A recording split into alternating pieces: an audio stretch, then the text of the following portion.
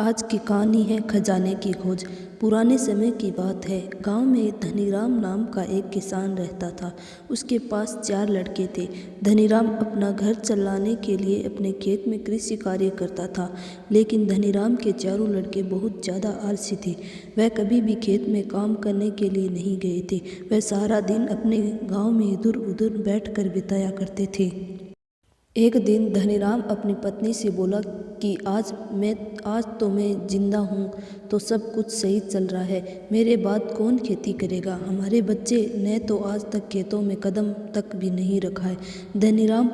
धनीराम पत्नी से इस पर कहा, कोई बात नहीं, धीरे धीरे ये काम करने लगेंगे।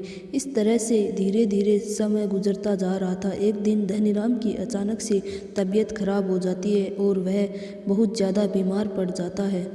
इस दौरान धनीराम अपनी पत्नी से कहता है कि चारों लड़कों को मेरे पास बुलाओ, मेरे पास समय बहुत कम है। इतना सुनने के बाद धनीराम की पत्नी अपने चारों लड़कों को उनके पिता के पास बुलाकर लाती है। धनीराम इस बात से बहुत ज़्यादा चिंतित था कि उसके बाद उसके लड़कों का क्या होगा। इसीलिए उसने अपने चारों लड़कों को अपने पास बैठाकर कहा कि मेरे पास जितना भी कमाया हुआ धन है, मैंने वह सारा अपने खेतों के नीचे दबा हुआ है। जब मैं इस दुनिया में ना रहूं तो मेरे बाद तुम खेतों में से दबाया हुआ सारा खजाना निकाल कर आपस में बांट लेना। इतना सुनने के बाद धनीराम के चारों बेटे बहुत खुश हुए। उसके बाद कुछ समय बाद धनीराम की बहुत ज़्यादा बीमार होने की वजह से मृत्यु हो गई। धनीराम की मृत्यु के कुछ दिन बाद उसके चारों बेटे खेत में दबे हुए खजाने की खोजने के लिए निकल गए। खेत में पहुंचने के बाद चारों बेटों ने पूरा खेत खोद डाला, लेकिन उनमें से किसी को भी खजाने जैसा कोई कुछ नहीं मिला। इस बात से वह चारों बहुत निराश हुए और उन्होंने घर आकर अपनी माँ से कहा कि पिताजी ने खेत जो खोदने के बारे में बताया था वह एक झूठा था। हम चारों ने पूरा खेत खोद डाला, लेकिन हमें खेत में कोई भी खजाने नहीं मिला। ये सुनकर उनकी माँ बोली कि तुम्हारे पिताजी ने अपने पूरे जीवन में ये घर और खेत की ही कमाया है।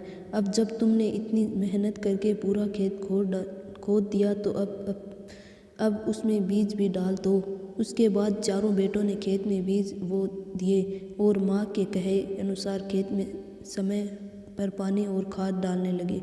समय बीतता गया और कुछ समय बाद खेत में फसल तैयार हो गई। फसल काटने के बाद चारों बेटों ने फसल को बाजार में बेचा और उससे जो भी पैसे मिले उसमें उन्हें बहुत खुशी मिली।